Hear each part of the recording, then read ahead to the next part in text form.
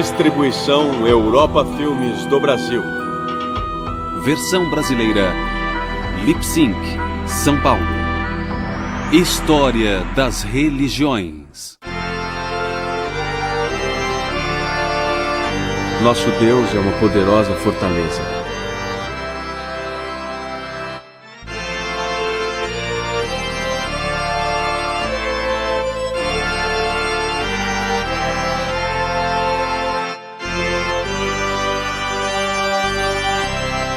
Protestantismo. Eu não me envergonho do Evangelho de Cristo, pois ele é a força de Deus para a salvação de todo aquele que acredita, do judeu, em primeiro lugar, mas também do grego, pois nele está a justiça de Deus revelada pela fé, e na fé, como está escrito, o justo viverá pela fé.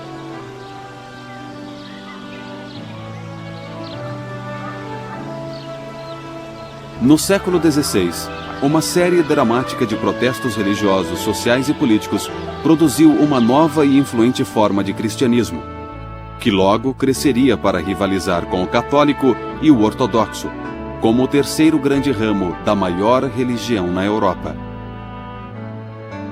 Mais tarde, o protestantismo se espalharia mundialmente em um dos maiores movimentos religiosos da história. O protestantismo, ou cristianismo protestante, ganhou seu nome do protesto, que foi o documento de protesto editado em 1529 por 6 príncipes alemães e representantes de 14 cidades ao sul da Alemanha. Esta aliança se rebelava contra as decisões religiosas da Assembleia Imperial de Speyer, que tentava unificar territórios do Sacro Império Romano, que seriam as terras das modernas Suíça, Áustria e Alemanha, impondo uniformidade de culto. O documento declara 2 princípios que estão no âmago da compreensão protestante do cristianismo. O mesmo par de princípios fora declarado pelo padre alemão Martinho Lutero, em seu famoso confronto tanto com a Igreja Católica Romana quanto com o Sacro Império Romano em 1521. O primeiro princípio é o de que a palavra de Deus é uma autoridade maior do que qualquer autoridade humana. O segundo princípio é o de que só a consciência justifica a oposição a certos decretos eclesiásticos.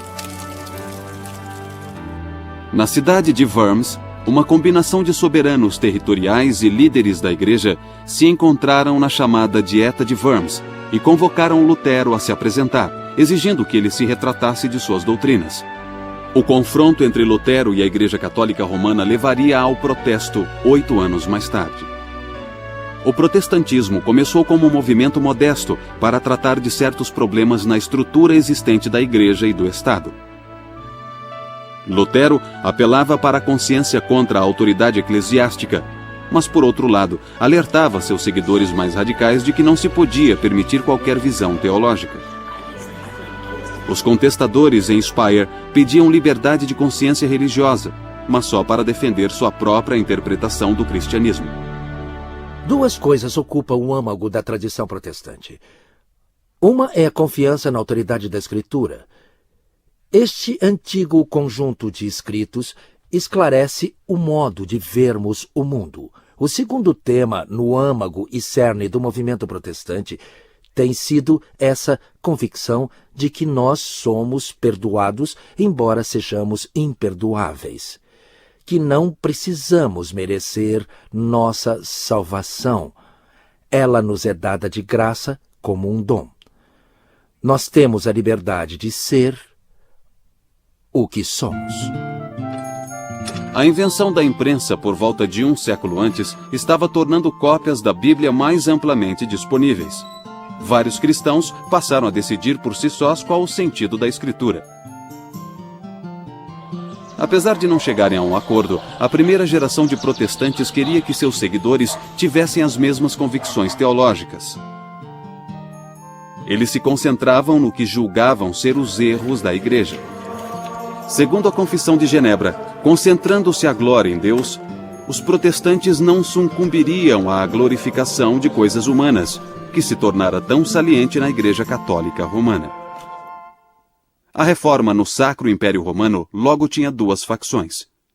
Uma liderada por Lutero ao norte e outra por Ulrich Zwingli ao sul. Essas duas facções protestantes só conseguiam concordar que discordavam. Um outro princípio protestante inicial foi chamado de sacerdócio universal dos fiéis. Esse princípio não significava que não deveria haver pastores, nem significava que a hierarquia social deveria ser abolida. O sacerdócio dos fiéis significava que todas as pessoas possuíam acesso imediato a Deus, que elas não precisavam da mediação de um padre. Lutero defendeu algo parecido ao proclamar que todos os cristãos batizados são sacerdotes. Assim, cada pessoa tem o direito, e mesmo a obrigação, de se preocupar com o que está certo ou errado em matéria de fé. Os leigos não deviam ser intimidados por aqueles que alegam que essa tarefa é para especialistas. Lutero tinha interesse em examinar a natureza da vida religiosa, talvez por ter sido monge. Agora, ele argumentava que qualquer trabalho honesto, feito a serviço de Deus, é considerado como vida religiosa. Ele também defendia que todas as vocações são iguais perante Deus.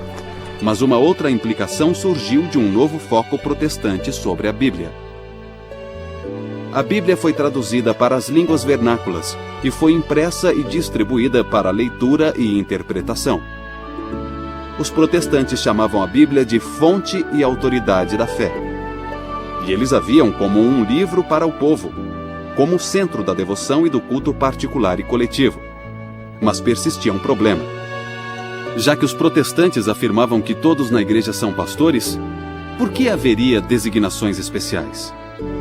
A maioria dos primeiros reformadores acreditava que se deveria escolher pastores para a realização de certas tarefas. A Bíblia não era para ser compreendida, mas sim dramatizada. Tornou-se mais importante do que nunca que leigos soubessem ler e que fossem educados nas doutrinas básicas da fé. A tarefa do pastor não era tanto a de conduzir um ritual formal, mas sim a de expor a palavra ou anunciar o evangelho. Assim, o sermão tornou-se o evento central do culto religioso. Alguns grupos, como os Quakers em meados do século XVII, eram contra os chamados pastores mercenários, que aceitavam pagamentos pelos seus serviços. Eles se queixavam que isso separava os pastores dos leigos. Após lutas, conflitos e debates nas primeiras décadas da Reforma, surgiram 4 formas distintas de protestantismo. São as expressões luterana, reformada, radical e anglicana do protestantismo. Esses movimentos apareceram primeiro na Europa, depois nos Estados Unidos e em outras partes do mundo. O primeiro dos movimentos protestantes foi o luterano.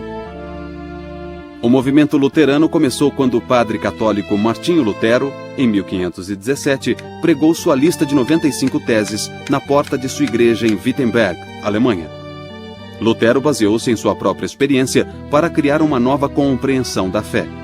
Ele insistia que os humanos são incapazes de serem virtuosos sozinhos e que a retidão vem unicamente de Deus com o perdão dos pecados.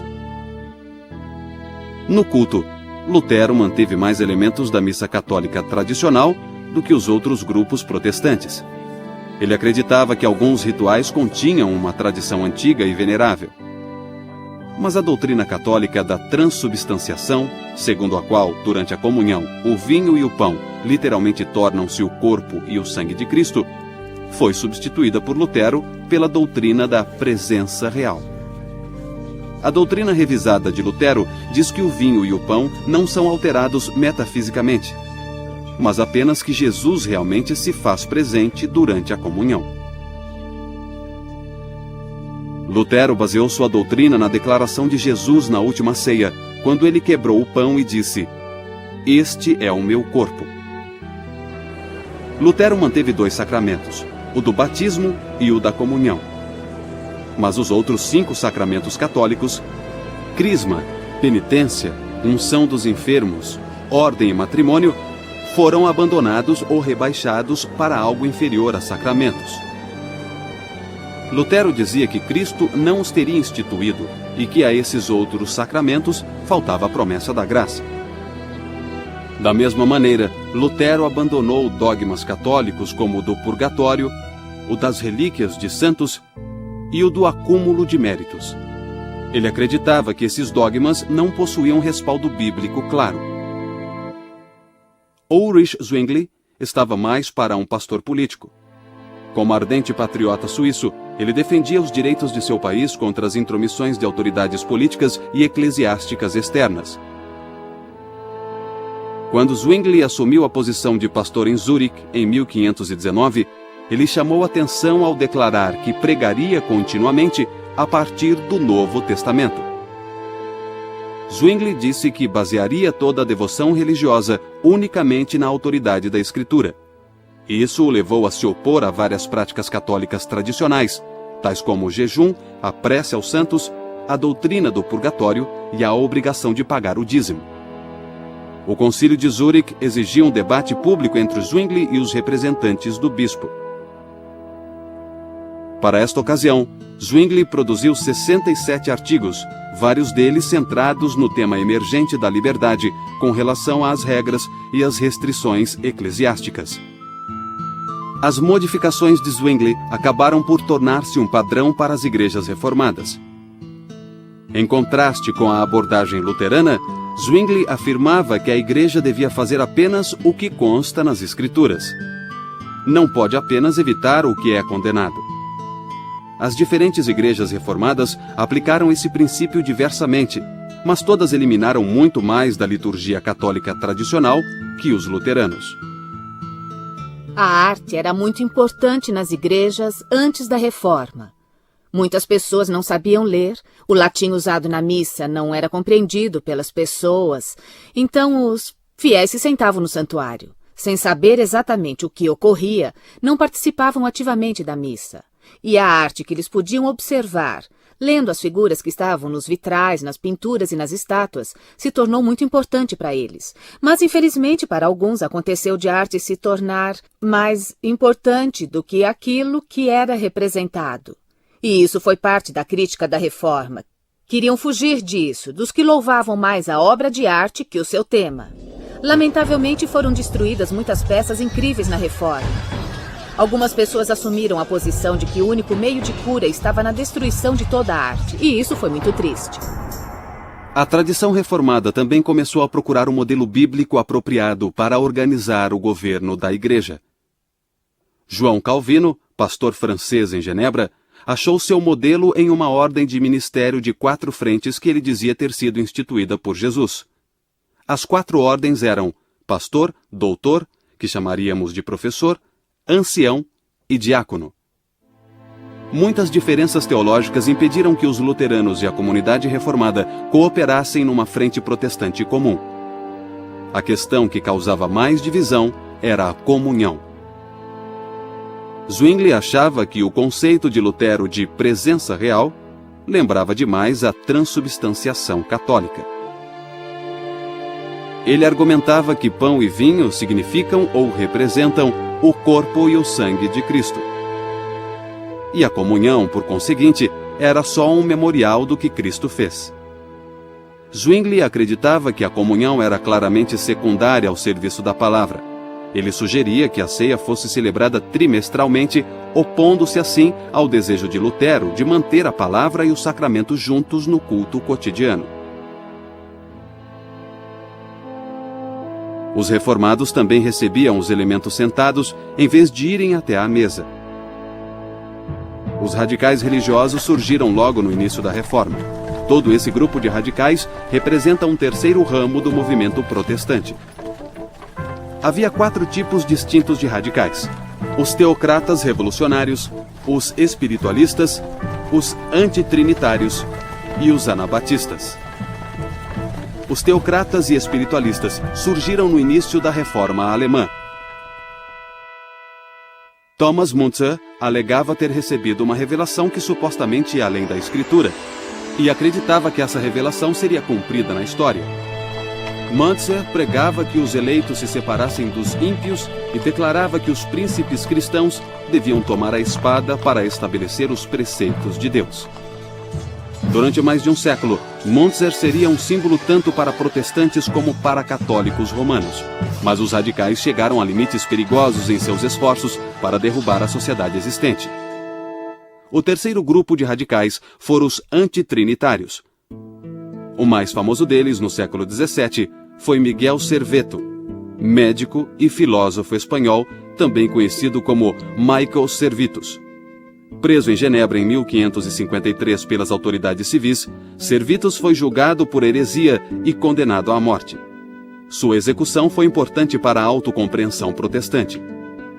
Ela gerou um debate sobre a essência da fé protestante.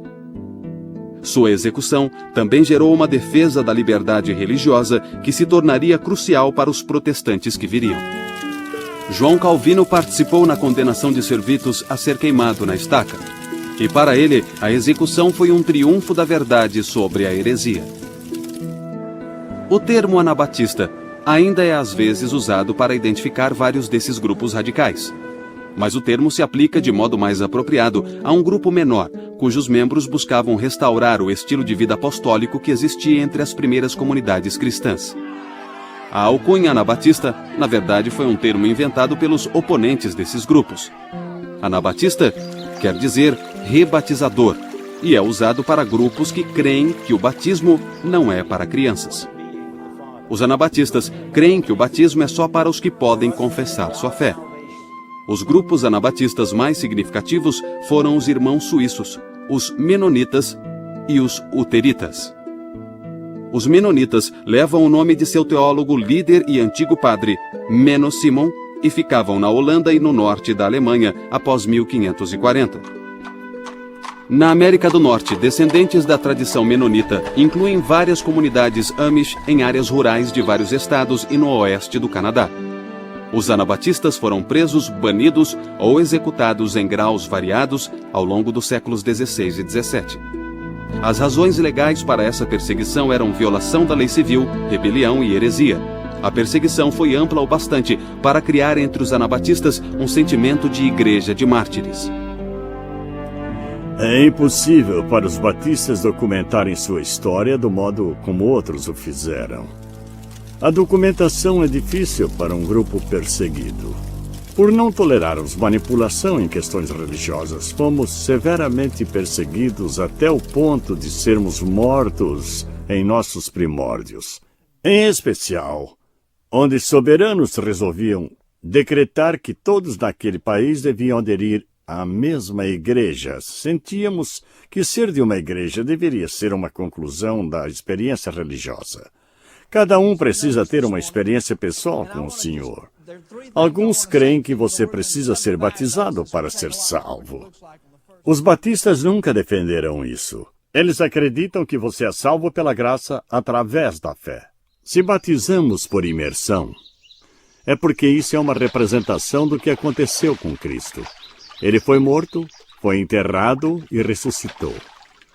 O batismo vem depois da conversão e não como parte dela. Assim é retratado o que acontece ao indivíduo em sua confiança em Cristo. Ele é enterrado para sua antiga vida de pecados e ressuscita uma nova vida em Cristo Jesus. Por mais de 1000 anos, a Inglaterra foi católica. No ano de 1509, Henrique VIII subiu ao trono. Ele desposou Catarina de Aragão, mas ela e Henrique não conseguiram gerar um herdeiro homem. Em 1527, Henrique decidiu que o casamento deveria ser desfeito. Mas o Papa se recusou a conceder uma anulação.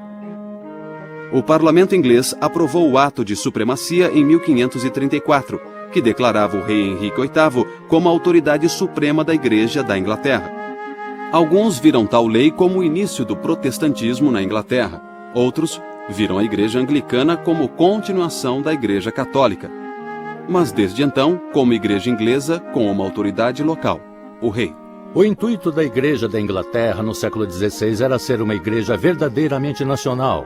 Era para ser a Igreja na Inglaterra, não uma denominação à parte, necessariamente a Igreja de todas as pessoas. De certo modo, foi o desenvolvimento natural do que acontecia na Europa daquela época. Os Estados-nação estavam em formação, estavam descontentes com o poder internacional, com o papado. Do século XIV em diante, na França, Itália, Alemanha, Espanha, todos os países diziam: queremos continuar católicos romanos na teologia, mas queremos o controle de nossa própria igreja. De certo modo, era tudo o que Henrique VIII queria.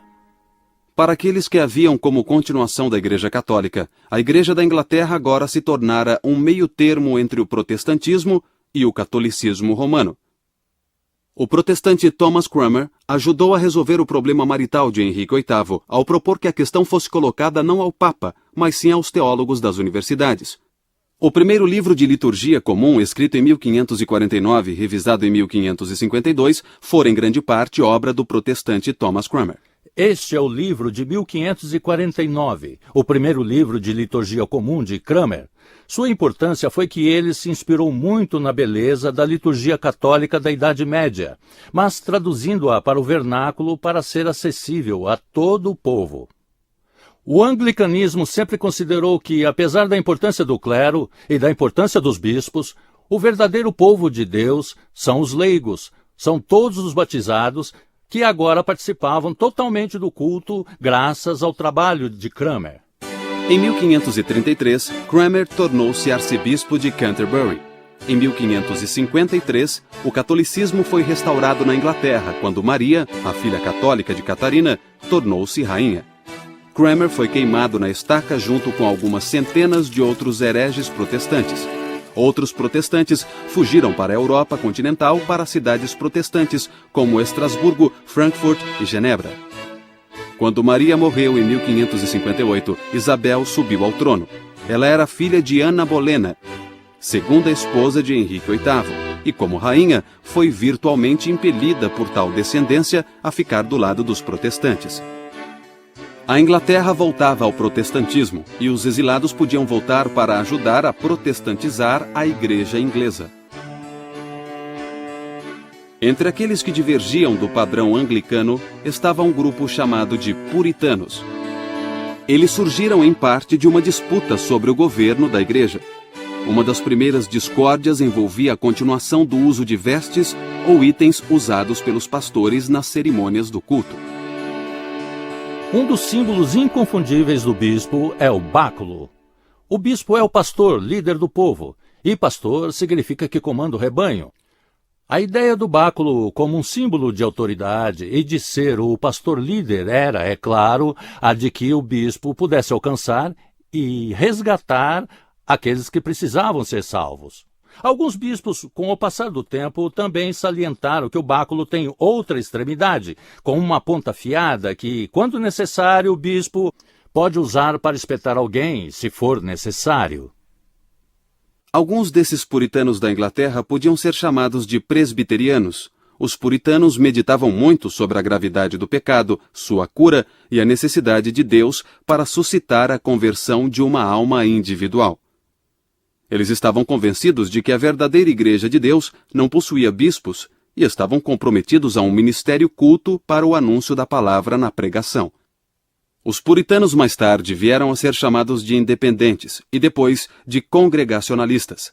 Alguns independentes praticavam batismo nos crentes adultos e ficaram conhecidos como batistas. A Igreja estabelecida e o Estado da Inglaterra se uniram para resistir a esses críticos, perseguindo muitos deles. Após a era protestante da Reforma, um período de consolidação começou a delinear fronteiras teológicas e políticas na Europa. Em 1555, a Paz de Augsburgo acabou com as guerras entre os luteranos e os exércitos católicos do imperador do Sacro Império Romano, Carlos V. Esse acordo permitiu que cada soberano territorial do império determinasse se sua terra seria luterana ou católica. Nenhuma outra fé era permitida. Na França, guerras religiosas intermitentes chegaram ao fim com o Edito de Nantes, em 1598. O edito concedia certa liberdade religiosa aos protestantes franceses chamados huguenotes, mas foi rescindido quase um século depois. Os huguenotes foram forçados a fugir para as montanhas francesas ou emigrar.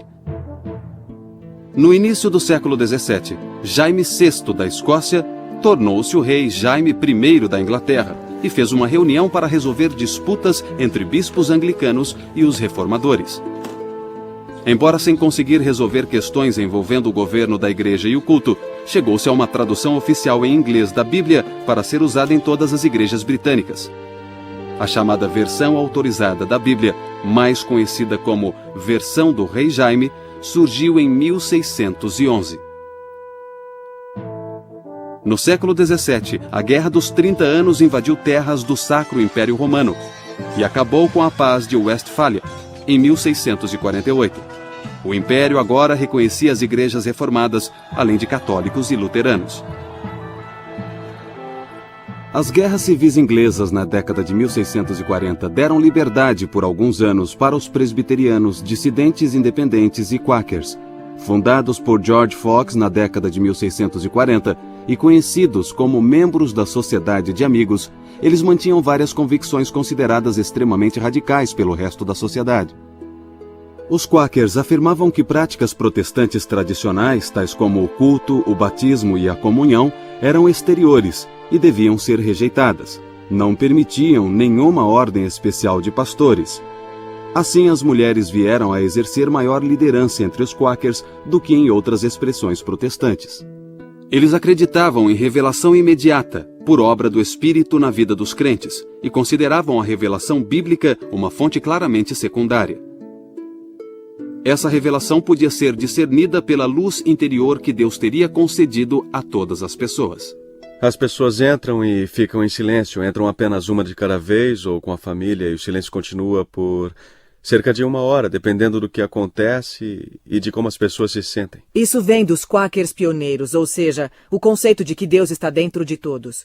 E todo o resto acaba derivando disso, incluindo a revelação contínua e a busca pela verdade. Eu me levantar e romper o silêncio, eu acho que eu só farei isso quando meu coração disparar e eu souber que há uma coisa que eu preciso dizer. Mas a sensação é de sempre ter um espírito se movendo no grupo. Com o decorrer do século XVII, alguns protestantes reformistas e luteranos começaram a se queixar do caráter da fé e da vida religiosa que surgia dos esforços que competiam para definir a ortodoxia. Esses críticos foram chamados pietistas. O pietismo gerou uma grande quantidade de atividade prática, incluindo atenção a questões sociais, como educação, auxílio aos pobres, abolição da escravidão e temperança. O experimento religioso inglês terminou quando a monarquia inglesa foi restaurada por Carlos II em 1660, e a religião anglicana foi rapidamente restabelecida. Os protestantes fora da igreja inglesa ficaram então oficialmente conhecidos como dissidentes, e o Ato de Tolerância de 1689 permitiu seus cultos. O ressurgimento evangélico ocorreu em circunstâncias bem diferentes na Europa, na Grã-Bretanha e nas colônias britânicas na América. Um historiador identificou 4 propriedades da religião evangélica. Primeiro, seu interesse na conversão ao cristianismo, baseado na crença de que vidas precisam ser mudadas. Segundo, a mensagem do Evangelho é expressa no esforço tanto pessoal como social.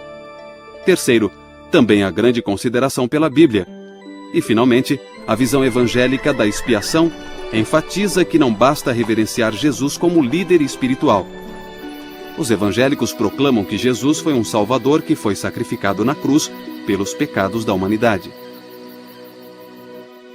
Uma das formas mais importantes de evangélicos do século XVIII foi o movimento metodista, fundado e liderado pelo pastor anglicano John Wesley.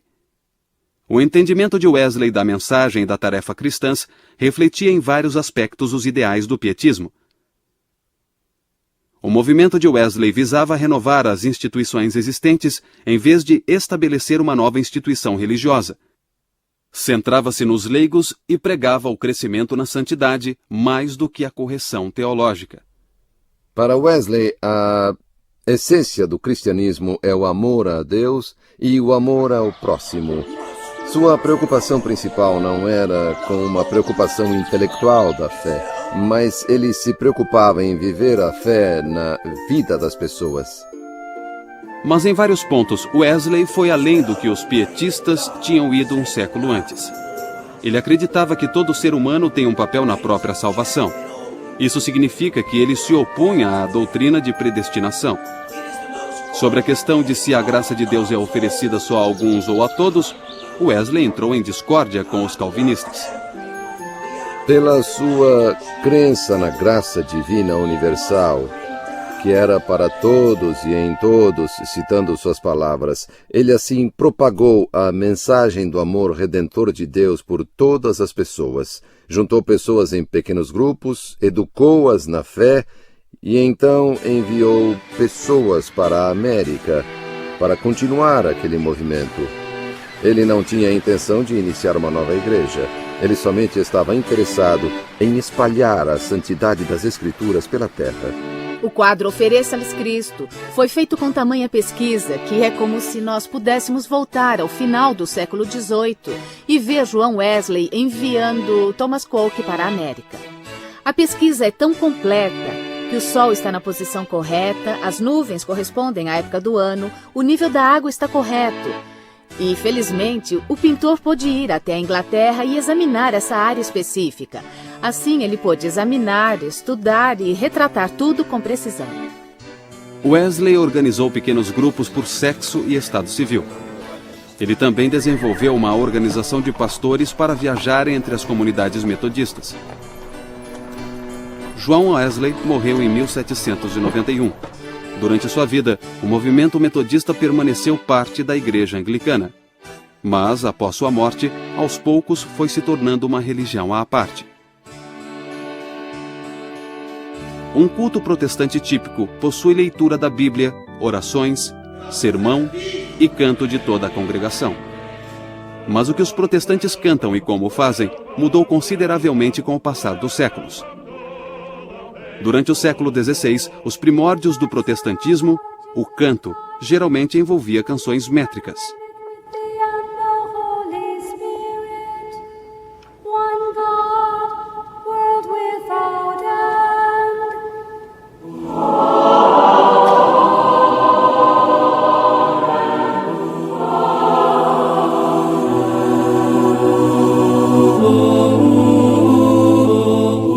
Os primeiros protestantes só aceitavam orações contendo as próprias palavras de Deus. Assim, diziam que o saltério era o inário cristão por excelência. Mas embora a salmódia fornecesse hinos clássicos, como o Salmo 100, apenas algumas variações dos textos antigos podiam ser usadas. Wesley se impressionou com o poder da música de mover os ouvintes e de despertar suas emoções, e o movimento metodista aproveitou-se ao máximo dessa oportunidade. Wesley recomendava a construção de capelas octogonais, pois a acústica delas era boa para pregar e cantar. João Wesley estava plenamente ciente de que a música exagerada ou inapropriada poderia afastar as pessoas da intenção espiritual adequada. Assim, ele propôs que só canções e hinários autorizados deveriam ser utilizados em encontros metodistas. O irmão dele, Carlos, escreveu milhares de versos metodistas sobre uma ampla gama de assuntos. Se você quiser saber de fato no que os metodistas creem, descobrirá melhor lendo e ouvindo os hinos de Carlos Wesley do que de qualquer outro jeito. E a teologia que será cantada é uma teologia que terá impacto sobre a sociedade e as pessoas. Os hinos mais conhecidos talvez sejam familiares a todos os cristãos. Hark the herald angels sing, Christ the Lord is risen today, oh for a thousand tongues to sing, Love divine, all loves excelling. São do tipo de palavras, hinos e canções que penetram fundo na alma e essência das pessoas e da sociedade inteira. Os hinos protestantes floresceram no século XIX. Os hinos e canções apoiavam causas de organizações voluntárias, tais como sociedades missionárias e grupos de temperança. Hinos seriam adaptados a eventos como cultos de revival. As convicções básicas de uma comunidade religiosa também podiam ser reforçadas e lembradas pela música, que, por sua vez, podia ser adaptada para diferentes ambientes. A Igreja Anglicana dominava as primeiras colônias americanas no século XVII, na Virgínia. Como veremos mais tarde, o anglicanismo também viria a dominar as futuras colônias sulistas. Nas colônias centrais, os povoados em Nova York e Nova Jersey eram reformistas holandeses ou presbiterianos escoceses irlandeses. Os Quakers se estabeleceram na Pensilvânia. Tal mistura gerou mais diversidade religiosa nas colônias centrais do que nas outras colônias. As colônias puritanas no norte privilegiavam um meio termo. Elas não eram nem sectárias, nem episcopais, mas um agregado de congregações individuais cujos membros comandavam a comunidade.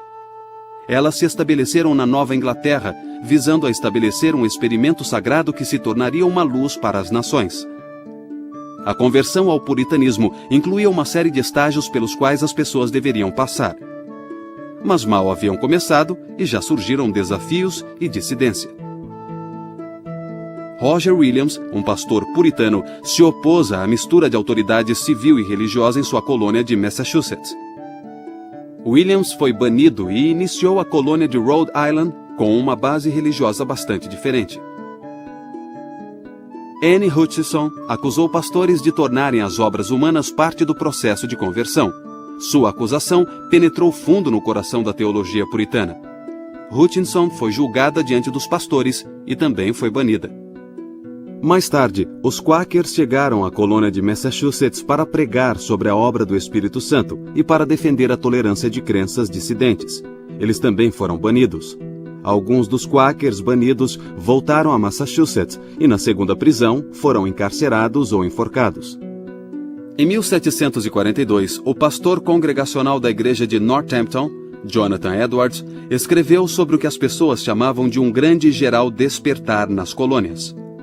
O despertar na América foi parecido com o europeu, mas foi tão trágico que Edwards começou a achar que Deus fazia algo especial na América. Uma renovação da religião agora se centrava na conversão daqueles fora da igreja e na separação daqueles que não tinham sido convertidos. Fortes opiniões sobre tais questões dividiram os presbiterianos entre a chamada facção nova, que defendia o despertar, e sua oponente, a facção antiga. Esse cisma presbiteriano persistiu por volta de 20 anos. No final, o Grande Despertar provou ser um dos movimentos religiosos mais influentes da história americana.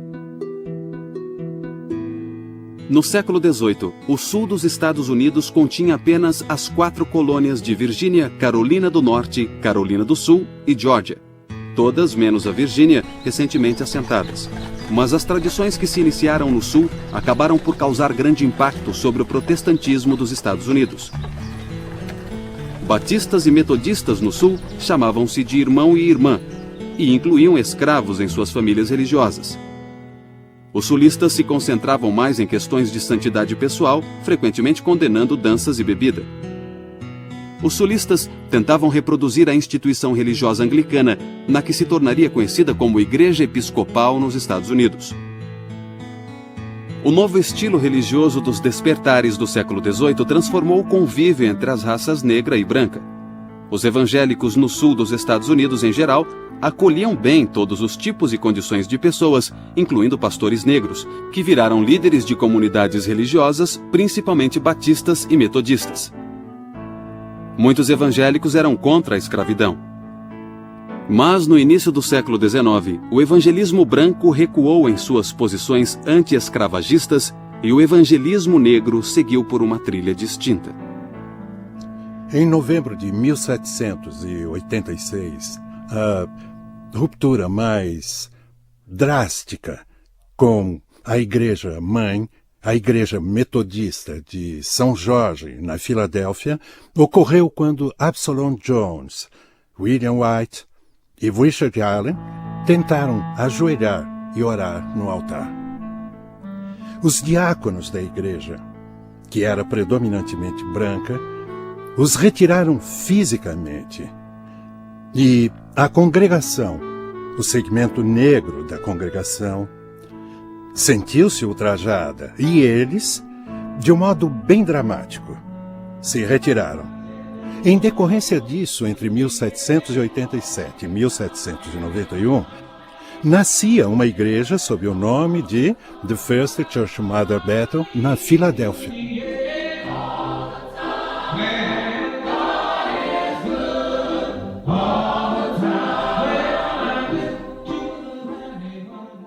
O novo estilo religioso do século XIX era cada vez mais baseado em valores democráticos, algo que metodistas e batistas possuíam em abundância.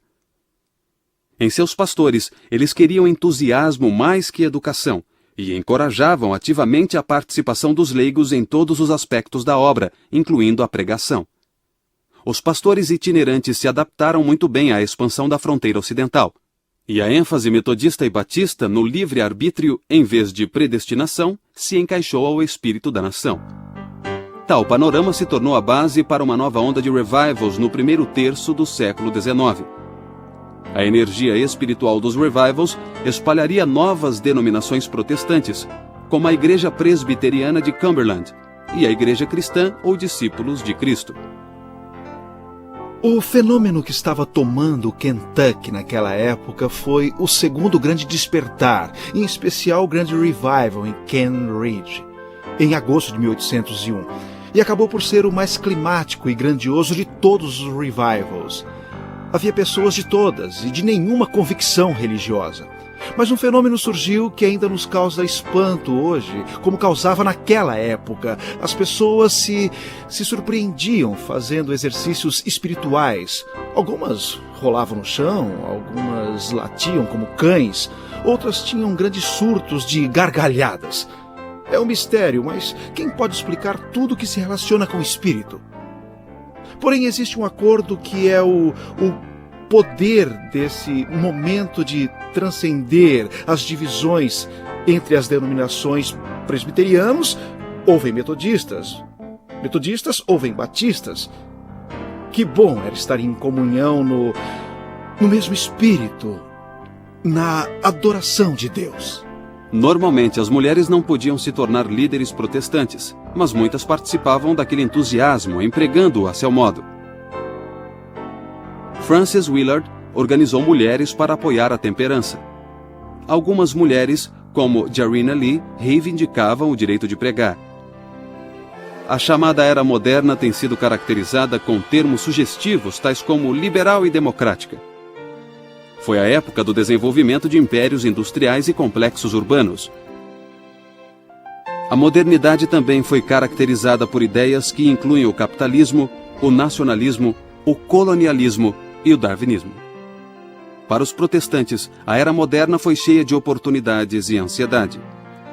Os protestantes liberais acreditavam que a fé religiosa é consistente com a crítica acadêmica e que se pode descartar muito das velhas tradições a fim de preservar a essência da mensagem cristã.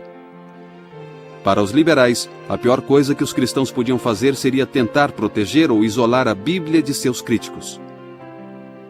Assim, para os protestantes liberais, a Bíblia é um livro humano e histórico, assim como a religião é um fenômeno humano. O século XIX também testemunhou um ressurgimento conservador entre os protestantes, e não apenas entre devotos antiquados do tipo que interpretam literalmente os relatos da criação no Gênesis. Os liberais alegavam que o homem tem a capacidade de conhecer o desejo de Deus. Os conservadores argumentavam o contrário, que Deus só é conhecido por meio da revelação bíblica. Os textos bíblicos mencionam o chamado fim dos tempos, e espera-se que Jesus Cristo volte em glória. Os pré-milenaristas acreditavam que nos aproximávamos desse milênio. Eles rejeitavam a esperança liberal nas possibilidades humanas na Terra. Eles alegavam que a volta de Cristo seria um cataclisma carregando os crentes para fora do mundo para estar com Deus. E eu vi o céu aberto, apareceu um cavalo branco, e o seu cavaleiro se chama Fiel e Verdadeiro. Ele julga e combate com justiça. Algumas visões milenaristas geraram novas religiões no século XIX. A mais notável foram as igrejas adventistas, que surgiram após um fazendeiro de Nova York, William Miller, prever que Cristo voltaria em 1844. Liberais e conservadores coexistiam sob a mesma denominação. Nos pontos extremos do debate, houve discussões notáveis, incluindo cismas de denominações e até julgamentos de heresia. Mas tais conflitos não geraram grandes reajustes institucionais. No século XX, o movimento ecumênico também remodelou o juízo cristão sobre outras religiões. A postura antiga de rejeitar e condenar religiões não cristãs foi questionada. A mensagem evangélica tradicional de simplicidade e clareza, centrada na confiabilidade na Bíblia e na salvação em Jesus Cristo, atraiu muitos seguidores na metade final do século XX. Da mesma forma que os protestantes conservadores apoiaram causas politicamente conservadoras, os protestantes liberais também atuaram ativamente a favor de causas politicamente liberais. Questões como homossexualismo, aborto, política externa e ambientalismo tornaram-se polêmicas religiosas. Elas invocam poderosos ideais e compromissos religiosos quando cristãos se deparam com questões que inflamam a vida política moderna. Protestante é um termo amplo e flexível. Se indagados, poucos membros de igrejas protestantes se identificariam primeiro como protestantes. Uma provável primeira descrição seria cristão ou o nome de uma denominação específica, ou adjetivos definidores como evangélico ou pentecostal. Vários protestantes têm diferentes visões da natureza da igreja, do ministério, do culto e da autoridade religiosa. Eles celebram o batismo e a comunhão de modos diferentes e associam diferentes significados a esses dois sacramentos. E apesar da diversidade das ideias protestantes ou da volatilidade que isso traz, os compromissos fundamentais do protestantismo continuam a dar significado e vitalidade a essa expressão ampla e mundial da religião cristã.